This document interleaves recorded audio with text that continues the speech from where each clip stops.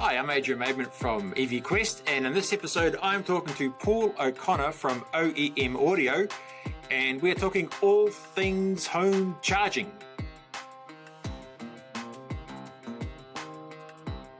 Hello, Paul. Yeah. Hello, Adrian. Lovely to be on the show. Thank you. Hi, thanks very much. I thought I'd start with my first question would be, what question do you get all the time? I thought since... How long will it take to charge my car? Yeah, basically. And can I use it outside in the rain on an extension cord on a multi-box using my next door neighbour's solar? It often feels that that's a common question.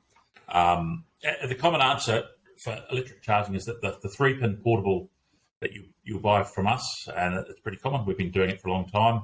We charge the average car about 10 kilometres an hour. And if you, it's just maths with electric vehicles. If you want to charge at 16 amps per hour, you'll need a special socket. And the car will charge at 20 to 22 k's an hour. And the maths, it goes up higher from there. Yeah. So all I see, like I've read a lot of, go on the Facebook groups, and there's all these sort of technical questions being asked. Yeah. So just simplifying it down, what's the most important information to know if you've just bought your car? If you bought your car and you've been supplied with a 3-pin, and by 3-pin I mean, and I should have brought one with me, God knows there's 500 of them sitting in the warehouse 10 metres from me, is 3-pin plug is make sure it's as close to being on its own circuit as you possibly can. So these devices are generally 8 amps. Your average household domestic plug is 10 amps, and that's fine, but you don't want a lot of other things being drawn on the same circuit, for example. Like you don't want the same plug. You don't want it plugged into the fridge freezer, which is plugged into the air conditioning unit. And I'm probably exaggerating a bit, but I have seen some posts. So you don't want an extension cord. And the reason for the extension cord thing is that the voltage tends to drip. People buy too long an extension cord, it coils up, and the extension cord is generally, they'll go down to the nice man at Bunnings or Mitre 10, and he'll sell them a heavy duty extension cord, which is heavy duty exactly for powering your chainsaw for half an hour, but it's not heavy duty for 8 amps at 10 hours, and the cable inside it's only 1 mil thick. And ideally, you want the cable inside it to be fair, you want it to be 2.5 mil thick. So it just takes those nice electrons in a nice, smooth, happy fashion. So and I read all these times of people with extension cords, and I have to stop myself from just posting because I can't take it. Yeah. And what about buying the box? The wall chargers? Yeah, so look, we've been into it for a while. Like, we consider that now that with the new cars coming into the country, like your Nissan Leaf E Plus, your MG, your Tesla, everyone's got one. Subaru have got one coming. I'm looking forward to it. Toyota have got one coming allegedly. Everyone's got one. These cars can charge at 32 amps. So, Adrian, in layman's terms, that's a good hunk of juice, and that'll charge you 40 odd kilometres an hour. But at 32 amps, your average house has only got about 63 amps going into it. So if you come home from a busy day at work making podcasts and telling students that they've let themselves down and their family down, you'll come home, you'll plug your car in. It was all positive. Yeah, it is. You plug your car in, 32 amps, you come in, partner's got the oven on, there's a spark pool going, there's air conditioning on. Very quickly you can go above that 63 amps, that load. So we believe that the next thing coming up is dynamic load balancing, which means that you plug your car in, you've got a sensor on there and it says that, yes, hey, my car is important, but it's the least important thing in the house at 6 p.m. to be charging. So it'll look at 30 amps, I can't do 30 amps, I'll go down to 8 amps or 10 or 12 or whatever the prescribed amount is. And when the oven's turned off, the extractor fan's turned off, and all the other things are turned off, it'll ramp itself back up. Thus, dynamic load balancing. So we've got a new model of that actually on its way. It's on the boat now. Coming, we've been looking at it quite hard for a wee while. We've just done all the testing, signed off all the stocks to make sure it's all compliant for New Zealand, which is obviously the main thing. And we'll have those on the market very shortly for one with a Wi-Fi and an app and solar as well for around $1,100. Okay, 32 amps, Yeah, so I read about some people use the solar. So does that how does that all work? So the solar, what it can do depending on your setup, it can divert the solar into your car charging. So we get a lot of people who perhaps they charge at home during the day, perhaps they're more retired, they use the solar panels to charge their car. And we've been cognizant of that for quite a while. So we've made our portable charger it's switchable between 6 and 8 amps, and 6 amps is money for people on solar, so it can charge. It's very much a trickle charge at that rate. But if you're on solar and you're getting it for free, it doesn't matter if it's 8Ks or 10Ks now, if you're getting it for reducing your costs and, helping the grid out, does it? Yeah, and sort of power companies are on board with the EV users. I've seen some deals with some of the power companies. Yeah, I've noticed that too. A lot of the people watching this, I look at them and I get a bit confused. I guess I'm a bit guilty of, we'll just plug it in and go. Because some people care and they monitor that thing to the nth degree. Some people don't. And I've noticed that in our charging products that we've had before with the Wi-Fi and the app access, and we have ones without, half the population still don't really care. Okay. If you're in a workshop and you're charging a few EVs, to be honest, you don't really want an app, because that means if Tom's got the app and he's not there to plug the car in, it's a pain in the neck.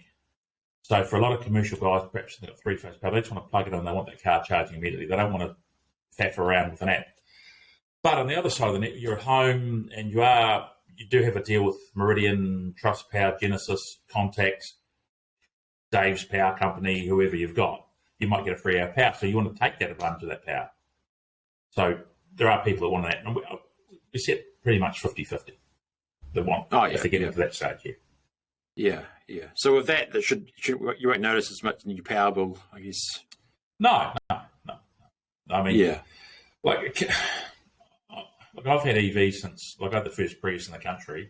I think I had the fifth Leaf in the country back whenever it was. I've never really been able to work out exactly how much my power bill's changed since I've been into electric cars. I run two of them for work here, and we run a Prius, and we're about to put another electric vehicle on for one of the other technicians, whether he likes it or not. And I've never really been able to concretely say that me running around my house turning the lights off has made any difference to them. I guess most people are comparing it to petrol as well, aren't they? I mean, I used to stop at the petrol station and buy fuel on the peanut slab, so theoretically I should be better off because I'm not buying the chocolate anymore. But I'm still fat, Yeah. Do you reckon just with more people getting electric cars, just the national network or the network what New Zealand wide is keeping up, like not the home chargers, just Yeah, I think so. Look, those guys at ChargeNet, Steve West and Co. The man probably just about deserves a knighthood for what that DC charging network has done. Yeah, the man has spent. I don't know the commercial ins and outs of it, and I don't really. It's none of my business, but I get the impression he's put quite a bit of his own well-earned money in there, and for what he's done to make all of us able to drive from, the top to the bottom of the country and across it. With a network, I think is nothing short of miraculous. And if you look at the cost of those devices, how much it costs to maintain them and what he actually earn from them, it's a tough business model, and you've got to really thank Steve. Steve West is probably the reason we have so many EVs coming in this country. Just get back to the chargers. Oh, sorry. No, I was just saying, back to the chargers, any sort of safety tips people need to be aware of? Again, it's like if you're charging just at home and you're using a 3-pin plug, don't put it on an adapter. I know on our product we have a little yellow tag very close to the 3-pin plug that says don't use an adapter or an extension cord. No one's read it. We have it written on the box, a name and everything's emblazoned proudly across the product. No one even turns the box over to see where that thing come from. They just go on Facebook. It's just a little bit of comment. Leaving it outside in a flood, like we've had, that's probably not so clever either. I mean, just protecting your equipment is, as we used to say in the army, looking after your kit is probably a fairly important thing. Is the important bit. And then what about the charging? How much you charge your car? Is it like 80%? Because it depends on the model. Yeah, it does depend on the model. Now, honestly, I've never bothered. Like, I just haven't. I've had a few Leafs. The current Leaf we've got here that my technician foreman, I suppose, uses now. We've done 40 or 50,000 Ks in that car. It's been driven like it was stolen every single day since we've had it. It's a 30 kilowatt Nissan Leaf. It's a great little car, put together extraordinarily well. Really, I know people do, and they monitor it, and they do that whole leaf spy thing, and they dongle it in, and they worry that they've lost 0.12% over the week. I don't care. I get it, and I enjoy the electric car experience. There's no, I like it because there's no fuel, there's no smell, it's quiet, it accelerates fast. All those benefits to me of when I drive my electric car outweigh any negatives by a distance. We have quite a collection of products. We have I should have brought them with me, but they're out there. We have a little one, we call it the car dealer screen. It's a nice, efficient 8 amp, 6 to 8 amp charger. It's 8.4 metres long because I've worked out most of the MG factory one comes at 4 metres. I've just discussed it. I haven't even got it out of the box. I just threw it in the garage. I didn't even want it to weigh down my car. It's 4 metres. So 8.2 metres. So if you've got a double garage, one car there, the sockets over there, you can run it round, get all the way around to the front of the car, and it's about 8.2 metres. So that's why I've made mine 8.4 metres. It's very scientific. 10 metres also gets too big for the bag, and the weight of it gets a little bit as well. But I reckon someone's going to copy me this because everyone's copied everything I've ever done. 8.4 metres is the sweet spot for a portable EV charger. Yeah. And we do a range of the public chargers as well, which is what you're probably thinking of a little bit, the Type 2 to Type 2 or the Type 2 to Type 1. So for your listeners, there's two EV charging standards. There's the Type 1, which is used mainly in Japan and the USA. And that's the one we're familiar with on the Japanese Leaf. It's got a little click button at the top. Type 2 is the one that's used in Europe, and that's a sort of a circular thing with a piece cut off the top. Do you want me to stop and bring one in? Yeah. I'll just wait. Yeah. So you can see this is the Type 1. It's the one that Leaf, you can see it there in the audience. We've got a button on the top, releases the catch, puts it into the car. So that's your Type 1 that you'll see primarily on, like I said, cars from Japan or the USA. We don't get cars from the USA, of course, but it's a common charging thing. So it's a Type 1.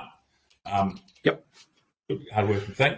And the other end is your Type 2, or sometimes called the Menikes one. So that's sort of semicircular with a piece across the top. And that's part of your, you can have them as a CCS combo, but that's your Type 2. So generally most charging stations in New Zealand are Type 2. So you plug your Type 2 into one end, and if you're at the New World, they're free in Christchurch, they're all over the place. And there's quite a few in Auckland and other places as well. And you plug your Type 1 in at that end. So Type 1 can go to single phase, can go to 32 amp if you've got a car that'll charge at that speed. That's like a Nissan Leaf E+. The 62 kilowatt Leaf will charge at 32 amps. Most Leafs from Japan will charge at maximum 16. It's really 15 amps effectively.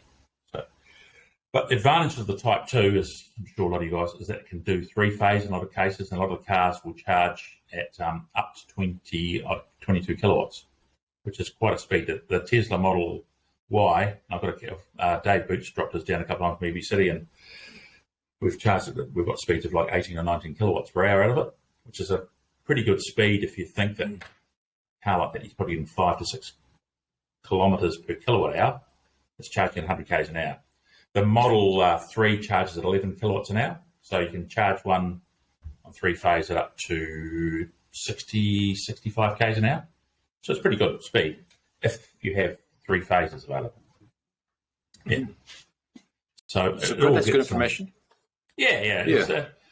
I know it can be overwhelming to a lot of people. It's all just strange maths and strange safety guides, and we've tried to make the since I started doing this, I've tried to make the product pricing-wise what I think it would be worth in 2 years' time, if you know what I mean. You can enter a market and you can gouge everybody like perhaps VHS video recorders or DVD players for the first couple of years. And then when the market steadies out, it comes down to a price. So I've tried all the time to enter at, I think, the 2-year prices, because I want people to buy the stuff and I want people to have electric cars, and I don't want them to get... I don't want them to, I mean, I've seen these Type 2 to 1 cables, and I've seen them advertised for $400 odd, and I just think, oh my God, you're rorting somebody here. And you can put a fancy name on them or whatever. And as long as they all meet the TUVs, that's the standard. there's no, I don't get it. There's no reason to be rewarded for the stuff. Yeah. Okay, Paul, I think it's anything else you want to cover off? Or? Yeah, well, just the wall box. I think, like I said earlier on, the next line of wall chargers are going to be the next thing for people with bigger battery cars.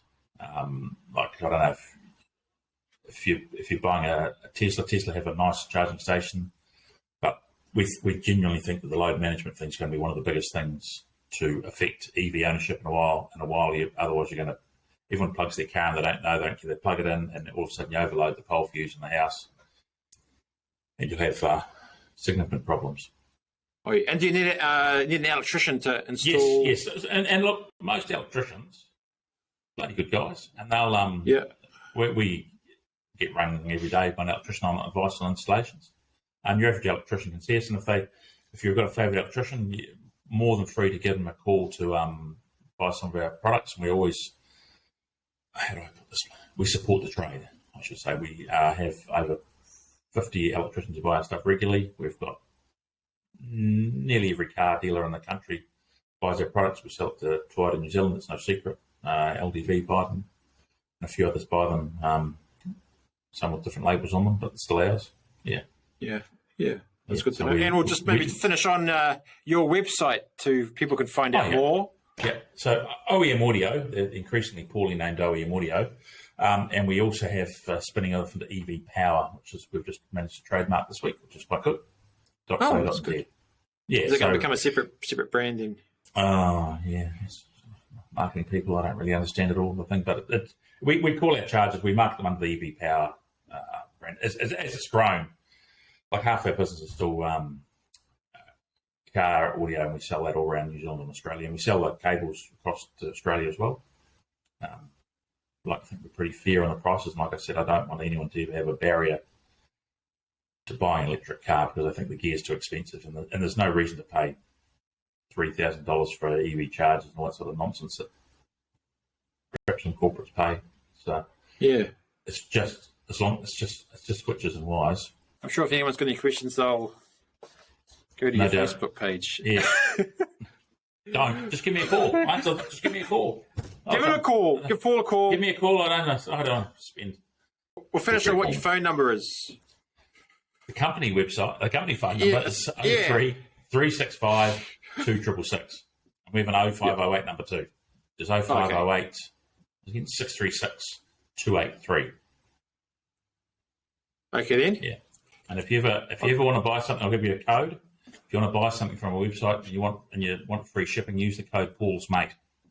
One word. Mate. I tend to call everyone that. Excellent. Right. Okay. Thanks very much, Paul. Thanks for your time. No problem, mate. Thank you. Thank you.